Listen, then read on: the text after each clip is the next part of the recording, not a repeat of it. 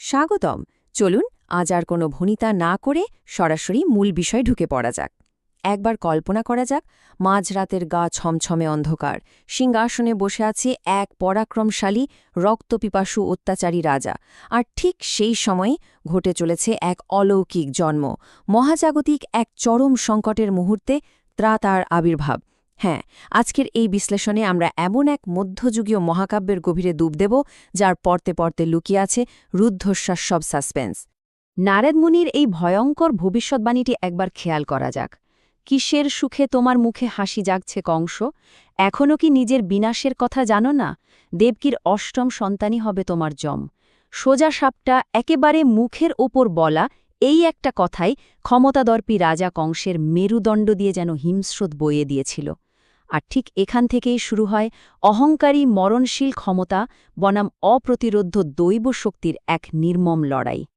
এই পুরো শ্বাসরুদ্ধকর নাটকীয় আখ্যানটি কিন্তু আমরা পাচ্ছি বরু চণ্ডীদাসের সেই বিখ্যাত ক্লাসিক বাংলা কাব্য থেকে। এই মধ্যযুগীয় পদগুলোতে দেখা যায় দেবতারা রীতিমতো দিশেহারা হয়ে আকাশে এক জরুরি সভা ডেকেছেন। কংসের অত্যাচারে তখন পৃথিবী ধ্বংসের পথে, আর তাকে থামানোর জন্য একটা মরিয়া উপায় খুঁজছেন সবাই। মানে পরিস্থিতি একেবারে যাকে বলে ডু অর ডাই। আর এখান থেকেই শুরু হচ্ছে আমাদের কাহিনীর প্রথম অঙ্ক, মহাজাগতিক রণকৌশল। স্বৈরাচার দমনে দেবতাদের সেই মাস্টার প্ল্যানটা আসলে কতটা নিখুঁত ছিল তা ভাবলে অবাক হতে হয়। ব্রহ্মা আর বিষ্ণুর কাছে যখন সবাই ছুটলেন, তখন ভগবান বিষ্ণু এক অদ্ভুত অথচ দারুণ সূক্ষ্ম পরিকল্পনা করলেন। তিনি নিজের মাথা থেকে দুটো চুল ছিঁড়লেন, একটা সাদা আর একটা কালো। সাদা চুলটি থেকে জন্ম নেবেন বলরাম, আর কালো চুলটি থেকে জন্ম নেবেন সেই বহু প্রতীক্ষিত ত্রাতা কৃষ্ণ। আর এই দুই মহাশক্তি জন্ম নেবে স্বয়ং কংসের বোন দেবকীর গর্ভে। একেবারে শত্রুর ডেরায় বসে তাকেই খতম করার এমন দুর্দান্ত ঐশ্বরিক ছক সত্যি অভাবনীয়। এবার আসা যাক দ্বিতীয় অঙ্কে, যেখানে শুরু হয় ত্রাসের রাজত্ব।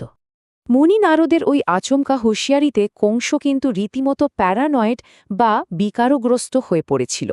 সে কোনো ঝুঁকি নিতে চায়নি, তাই একে একে দেবকীর প্রথম ৬টি সদ্যজাত সন্তানকে সে নিজের রক্ষীদের দিয়ে নির্মমভাবে খুন করায়। কিন্তু সপ্তম সন্তানের বেলায় ঘটে যায় এক জাদুকরী ঘটনা। গর্ভপাতের ছল করে অত্যন্ত গোপনীয়তার সাথে সেই ভ্রূণ স্থানান্তরিত করা হয় রোহিণীর গর্ভে। এরপর আসে সে চরম উৎকণ্ঠার সময়, দেবকীর অষ্টম গর্ভের ১০ম মাস।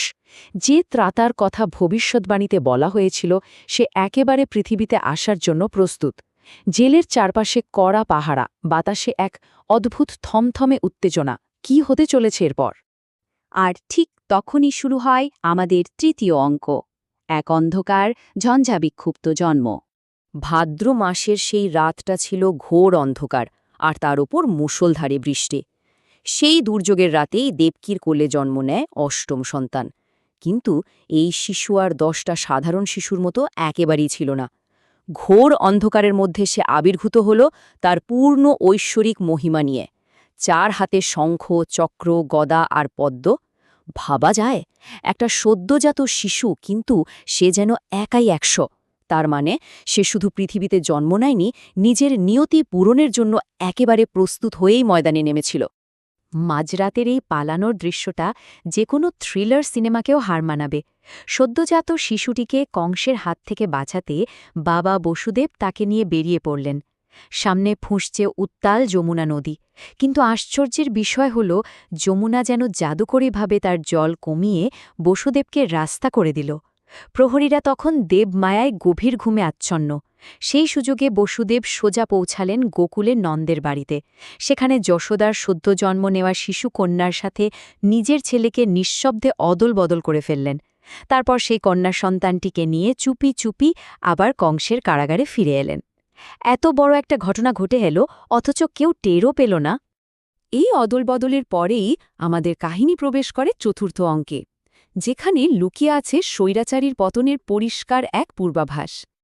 কংসের অহংকার আর ঐশ্বরিক ইচ্ছার এই ফারাকটা একবার খেয়াল করে দেখার মতো। একদিকে কংসের বিশাল দাপট, অস্ত্রধারী সৈন্য, দুর্ভেদ্য পাহাড়ের কারাগার, আর পুতনা বা কেশির মতো সব মারাত্মক অসুরঘাতক। আর অন্যদিকে একেবারে শান্ত, ধীর, অথচ অপ্রতিরোধ্য এক ঐশ্বরিক শক্তি। কংস যখন কারাগারে ওই পাল্টে আনা শিশুকন্যাটিকে পাথরে আছড়ে মারতে গেল তখন সে জাদুকরীভাবে আকাশপথে উড়ে গেল। শুধু তাই নয়, যাওয়ার আগে কংসকে শটান বলে গেল যে তাকে মারার জন্য আসল শিশুটি ইতিমধ্যেই গোকুলের নিরাপদে বড় হচ্ছে। মানুষের তৈরি অস্ত্র বা অহংকার যতই বড় হোক না কেন, ঐশ্বরিক শক্তির কাছে তা যে কতটা তুচ্ছ এই ঘটনাটা একেবারে চোখেই আঙুল দিয়ে দেখিয়ে দেয়। যুদ্ধের এই উত্তেজনা থেকে একটু বিরতি নিয়ে চলুন এবার পঞ্চম অঙ্কে ঢোকা যাক। এখানে আমরা দেখব আমাদের এই ঐশ্বরিক বীরের বেড়ে ওঠা এবং তার চিরন্তন সঙ্গিনীর আগমন।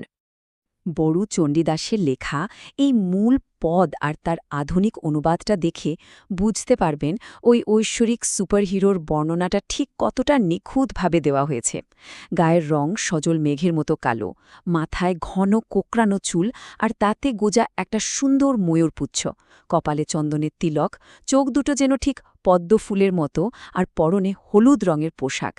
এই বিস্তারিত বর্ণনাগুলো পড়লে মনে হয় চরিত্রটা যেন একেবারে চোখের সামনে জীবন্ত হয়ে উঠেছে। আর এই পুরো মহাজাগতিক ধাঁধার সবচেয়ে সুন্দর আর শেষ অংশটা হল রাধার জন্ম। দেবতাদের নির্দেশ পেয়ে স্বয়ং দেবী লক্ষ্মী পৃথিবীতে নেমে এলেন। পদ্মার গর্ভের রাধা রূপে জন্ম নিলেন তিনি। আর দিন দিন শুক্লপক্ষের চাঁদের মতো তার রূপ যেন বেড়েই চলল। তবে মজার ব্যাপার হল, দেবতাদের একেবারে নিখুঁত পরিকল্পনায় আইহনের সাথে তার বিয়ে দেওয়া হয়। কেন?